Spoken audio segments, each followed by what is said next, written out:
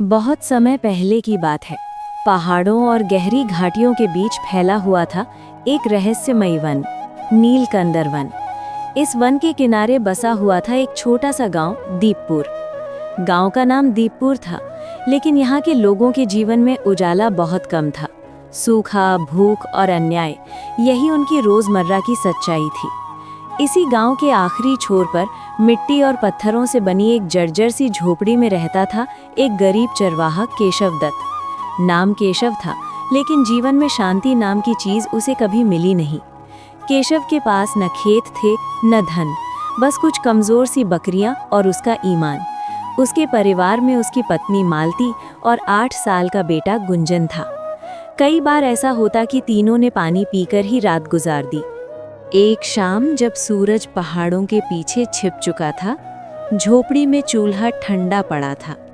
मालती ने कांपती आवाज में कहा, आज गुंजन ने पूरा दिन कुछ नहीं खाया। कल जंगल के उस पार ले जाना, शायद कुछ ज्यादा चारा मिल जाए। केशव ने बेटा की सूनी आंखों की ओर देखा। उसका कलेजा कांप उठा। मैं पूरी कोशिश करूंगा। बस इतना ही कह सका वो। उस रात केशव देर तक जागता रहा।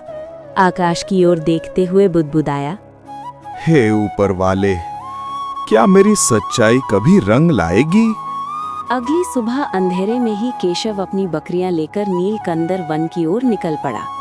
ये वन साधारण नहीं था। कहा जाता था कि यहाँ जो अपने मन की कमजोरी लेकर आता है वो लौटता नहीं। जंगल के भीतर चलते चलते उसे एक पुराना, टूटा हुआ एक पुरानी मूर्ति दिखाई दिया। पत्थर का बना, काई से ढका हुआ। जैसे ही उसने उसे छुआ, एक धीमी मगर गूंजती आवाज आई, जो डर से भागता है वो जीवन से हारता है। केशव सिहर गया।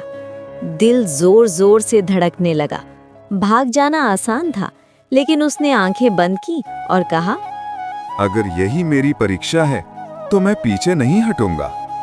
आवाज थम गई। जंगल फिर शांत हो गया। केशव समझ गया, ये पहली परख थी डर की। कुछ दिन बाद गांव में एक अजनबी आया। रेशमी कपड़े, भारी अंगूठियां और साथ में सैनिक। उसका नाम था सौदागर विराज।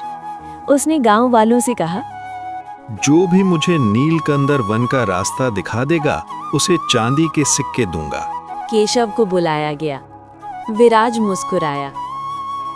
मुझे उस पत्थर के दीपक के बारे में पता है। अगर तुम मुझे वहां ले चलो तो तुम्हारी गरीबी हमेशा के लिए खत्म हो जाएगी। केशव के सामने बेटा का चेहरा घूम गया। भूखी आंखें, सूखा चूल्हा। एक पल को उसका मन डगमगाया, लेकिन फिर उसे जंगल की आवाज याद आई। मैं उस वन को नहीं बेच सकता जिसने मुझे सच से जोड़ा है। अचानक सौदागर विराज कहीं गायब हो गया। धरती कांप उठी। केशव जान गया, ये मेरी दूसरी परख थी। कुछ ही समय बाद गांव पर विपत्ति आ पड़ी। भूस्खलन हुआ। बहुत जोरों से बारिश होने लगी। झोपड़ियां ढह गईं। लोग गांव छोड़ने लगे। मालती रो पड़ी और बोली, अब क्या करेंगे? सब जा रहे हैं। केशव ने निराश मन से कहा, अगर हम मुश्किलों से भागेंगे तो जिएंगे कैसे मालती? रात को सब सो गए, लेकिन केशव सो नहीं पा रहा था। वो मूर्ति को एकटक निहार रहा था। उस रात उसी मूर्ति से प्रकाश निकला। पूरा घर रोशनी से भर गया। मूर्ति से आवाज आई, धैर्य वही रख सकता है जिसे अपने कर्म पर भरोसा हो। तुम जीत गए। ये थी तीसरी परख। अब से तुम कभी भी भूखे नहीं सोओगे। तुम्हारा जीवन खुशियों से भर जाएगा। अचानक से मूर्ति कहीं गायब हो गई। सूरज अभी पूरी तरह निकला भी नहीं था। पिपलावन गांव की कच्ची गलियों में सुबह की ठंडी हवा बह रही थी। गांव के आखिरी सिरे पर एक टूटी फूटी झोंपड़ी थी। यहीं रहता था माधव कुम्हार। माधव हर रोज की तरह आज भी अपने कंधे पर मिट्टी से भरा थैला टांगे, हाथ में अपने औजार लिए चाक की ओर बढ़ रहा था। पीछे से उसकी पत्नी सुमन की आवाज आई, कब तक ऐसे ही चलता रहेगा माधव? हर सुबह उम्मीद लेकर जाते हो और हर शाम खाली हाथ लौटते हो। माधव रुका, पीछे मुड़कर देखा। क्या करूं सुमन, मेहनत मेरी कमजोर नहीं है, पर किस्मत हर बार मुझसे पहले हार मान लेती है। जब कुछ पैसे जोड़ते हैं तो या तो बीमारी आ जाती है या फिर घर में कोई ना कोई मुसीबत। माधव कुछ नहीं बोला। इतने में उनका 9 साल का बेटा नन्हू धीरे धीरे बाहर आया। उसके चेहरे पर मासूमियत थी, लेकिन आंखों में भूख साफ झलक रही थी। नन्हू बोला, न बाबा, हमारे घर में मिठाई क्यों नहीं बनती? बाकी बच्चों के घर से तो रोज खुशबू आती है। माधव का दिल कांप गया। ये बात सुनकर उसने कहा, बेटा, बेटा, एक दिन आएगा जब तेरी थाली सबसे पहले भरेगी। नन्हू मुस्कुराने की कोशिश करता है। कल मैं पड़ोस में गया था, मुझे देखते ही उन्होंने खाना अंदर रख दिया और कहा, गरीब बच्चों का यहाँ क्या काम। सुमन की आंखों से आंसू बह निकले। माधव बिना कुछ कहे चुपचाप घर से निकल पड़ा। माधव का चाक गांव के चौक के पास था। उसने मिट्टी गूंथी, चाक घुमाया, लेकिन आज हाथ कांप रहे थे। हे ईश्वर, मेरे हाथों में कला है, फिर भी पेट खाली क्यों है? पूरा दिन बीत गया, एक भी ग्राहक नहीं आया। तभी गांव का पटेल वहां पहुंचा। उसके साथ खड़ा था गांव का ताना मारने वाला आदमी भोलू। पटेल हंसते हुए बोला, क्या हुआ माधव, आज चाक सुस्त क्यों है?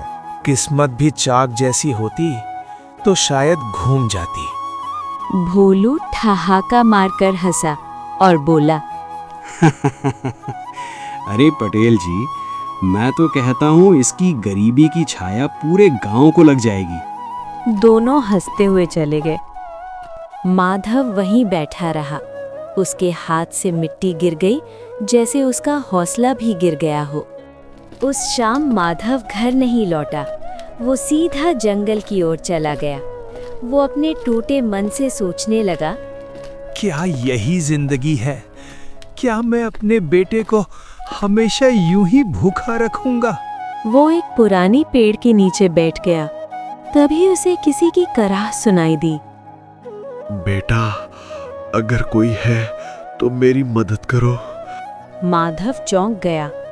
उसने देखा एक वृद्ध तांत्रिक साधक जमीन पर गिरे हुए थे। माधव उनके पास जाता है और बोलता है, बाबा, आपको क्या हुआ? पैर फिसल गया बेटा, कई घंटे से पड़ा हूं, बहुत प्यास लगी है। पानी? पर यहाँ तो कुछ नहीं है बाबा। 2 कोस दूर एक कुआं है, पर ध्यान रखना वो साधारण नहीं है। वहीं से पानी ले आओ बेटा। माधव बिना सोचे उस कुएं की ओर दौड़ पड़ा। माधव जैसे ही उसने लोटा डाला, एक रहस्यमय स्त्री प्रकट हुई और बोली, जो यहाँ से जल लेता है वो लौट कर नहीं जाता। पर मैं किसी का वचन निभा रहा हूँ। तो मेरी पहेली सुलझा। गलत हुआ तो मौत। वो कौन सी चीज है जो टूटती नहीं फिर भी हर रोज बिखरती है? माधव ने कुछ देर सोचा और बोला, वो है उम्मीद। जा, आज तू जीत गया, ले जा जल। साधु बाबा जल पीते हैं। खुश होकर एक लाल रंग वाला पक्षी प्रकट होता है। इसे घर ले जा, ये तेरी किस्मत बदलेगा, पर इसे कभी बेचने की कोशिश मत करना। माधव खुशी से उछल पड़ता है।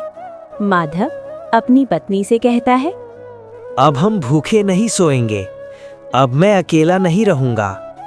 गांव में चर्चा फैल जाती है। जमींदार, व्यापारी सब खरीदना चाहते हैं। माधव हर बार मना कर देता है, एक बार राजा की बेटी बीमार हो जाती है। साधु बाबा ने कहा, महाराज, राजकुमारी को ठीक होने का बस एक ही इलाज है, वो है जादुई पक्षी के आंसू, सच्चे आंसू। राजा माधव तक पहुंचता है। जबरदस्ती पक्षी छीना जाता है। माधव पक्षी से लिपटकर रो पड़ता है। पक्षी की आंख से भी आंसू गिरता है। धरती पर स्वर्ण पुष्प खिलता है। स्वर्ण पुष्प लेकर राजा अपने महल पहुंचता है, जिससे राजकुमारी ठीक हो जाती है। राजा ने माधव को अपना सबसे खास आदमी बना लिया। बहुत समय पहले की बात है। अमरवन नाम के एक छोटे से गांव में अमन नाम का एक 19 साल का लड़का रहता था। अमन भी किस्मत का मारा हुआ था। उसकी माँ का देहांत जब अमन 2 साल का था तभी हो गया था और उसके पिता हरिराम गांव के ईमानदार चौकीदार थे। जब अमन 9 साल का था, उसके पिता एक रात जंगल में पहरा देने गए, लेकिन उस रात के बाद वो कभी वापस नहीं लौटे। सभी गांव वालों ने यही कहा कि बेटा अमन, जंगल खतरनाक है, शायद किसी जंगली जानवर ने मार दिया होगा। लेकिन अमन का दिल ये बात मानने को तैयार नहीं था कि उसके पिताजी मर चुके हैं। अमन गांव की टूटी फूटी झोपड़ी में अकेला रहता था। उसके पड़ोस में रहते थे गांव के मुखिया गोविंद चाचा और उनकी पत्नी कमला चाची। उनकी कोई संतान नहीं थी, इसलिए उन्होंने अमन को अपने बेटे की तरह पाला।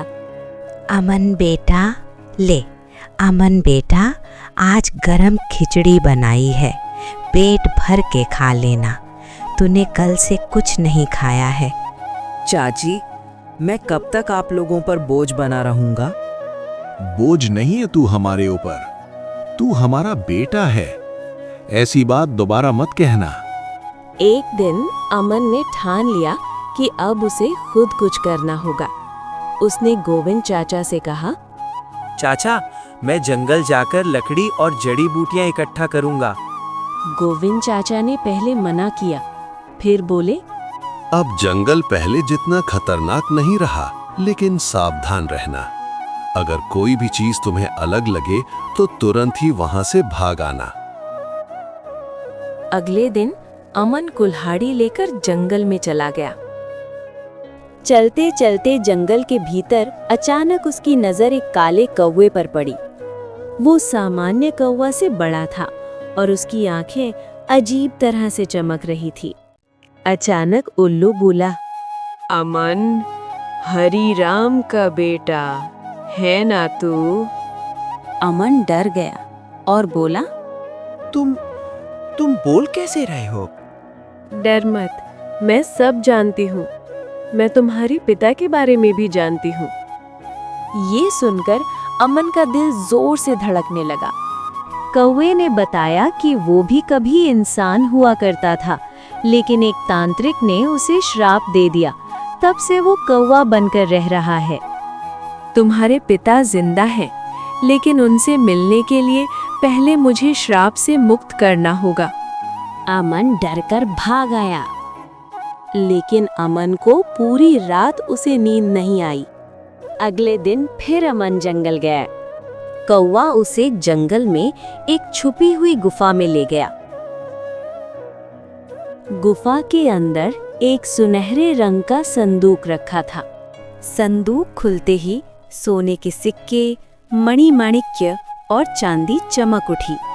कौवा बोला, ये सब तुम्हारा है, बस किसी को मेरे बारे में मत बताना। गांव के मुखिया और अमन को राजा के दरबार ले गए। राजा जानता था कि खजाना उसका नहीं है, फिर भी लालच में बोला, हाँ, ये मेरा ही खजाना है। अमन चुप रहा, क्योंकि उसे अपने पिता से मिलने की उम्मीद थी। एक दिन जंगल में जाते वक्त एक वृद्ध साधु मिला और बोला, बेटा, वो कौवा कोई पीड़ित आत्मा नहीं, वो एक राक्षसी आत्मा है। लेकिन अमन ने साधु बाबा की एक न सुनी। कौवा ने अमन से कहा, पूर्णिमा की रात एक कांच की शीशी तोड़ दो, मैं आजाद हो जाऊंगी और तुम्हें तुम्हारे पिता से मिला दूंगी। लेकिन वही रात सबसे भयानक थी। जब अमन ने जैसे ही शीशी तोड़ी, कौवा एक भयानक चुड़ैल के रूप में बदल गया और बोला, अरे मूर्ख, मैंने ही तेरे पिताजी को मारा था। और आसमान में कहीं गायब हो गई। अमन साधु बाबा के पास गया। साधु बाबा बोले, मूर्ख बालक, मैंने तुझे कहा था वो कौवा कोई साधारण कौवा नहीं है। तेरे पिता ने इस राक्षसी को रोकने के लिए अपनी जान कुएं में दे दी थी और तूने इस राक्षसी को फिर से आजाद कर दिया। उस राक्षसिन को मारने का बस एक ही रास्ता है, फिर से इस कुएं में किसी का बलिदान देना होगा। अमन ने बिना कुछ सोचे समझे उस कुएं में छलांग लगा दी और फिर से वो राक्षसिन एक साधारण कौवे में बदल गई। कि एक कोने में बसा था धनपुर गांव। गांव छोटा था, लेकिन लोगों की परेशानियां बहुत बड़ी थी। यहाँ ज्यादातर लोग किसान थे, बारिश पर निर्भर, कर्ज में डूबे और हर साल उम्मीद और निराशा के बीच झूलते हुए। इसी गांव में रहता था हरी। हरी कोई पढ़ा लिखा आदमी नहीं था, लेकिन वो समझदार जरूर था। उसके पास था 2 बीघा जमीन, बूढ़ा पिता शिवदास, पत्नी गौरी और 9 साल की बेटी पायल। हरी सुबह अंधेरे में उठता और रात को थक कर लौटता, फिर भी घर की हालत वही रहती। एक दिन शिवदास ने हरी से कहा, बेटा, जमीन कभी धोखा नहीं देती, बस हम उसे समझ नहीं पाते। हरी चुप रहा। वो जानता था बात सही है, लेकिन रास्ता नहीं पता। हरी पर कर्ज बढ़ता जा रहा था। साहूकार रोज दरवाजे पर आकर खड़ा हो जाता। या तो पैसे दे या जमीन लिख दे। गौरी डर जाती, पायल माँ से चिपक जाती। एक रात हरी अकेला बैठा रो रहा था और मन में सोच रहा था कि मैं गलत नहीं हूँ, फिर मेरी जिंदगी गलत क्यों है? उस पल उसने तय किया, अब ऐसे नहीं चलेगा। हरी एक दिन शहर गया। वहां उसने देखा कुछ किसान बहुत अच्छे सब्जियां बेच रहे हैं। वो हैरान रह गया। हरी ने पहली बार डर को हराया और वो उस किसान के पास गया और बोला, भैया, आप ऐसा कैसे कर लेते हो? इतनी सारी सब्जियां कैसे उगा लेते हो? किसान हंसा और बोला, मेहनत सब करते हैं, पर सीखता वही है जो आगे बढ़ता है। हरी ने उससे नई फसल के बारे में जाना, पानी बचाने के तरीके सीखे। गांव लौटा तो लोग हंसे। गांव वाले बोले, अब हरी भी मास्टर बन गया। गौरी में कहा, अगर तू सही है तो हम तेरे साथ है। पायल ने मासूमियत से बोला, बाबा आप जीतोगे।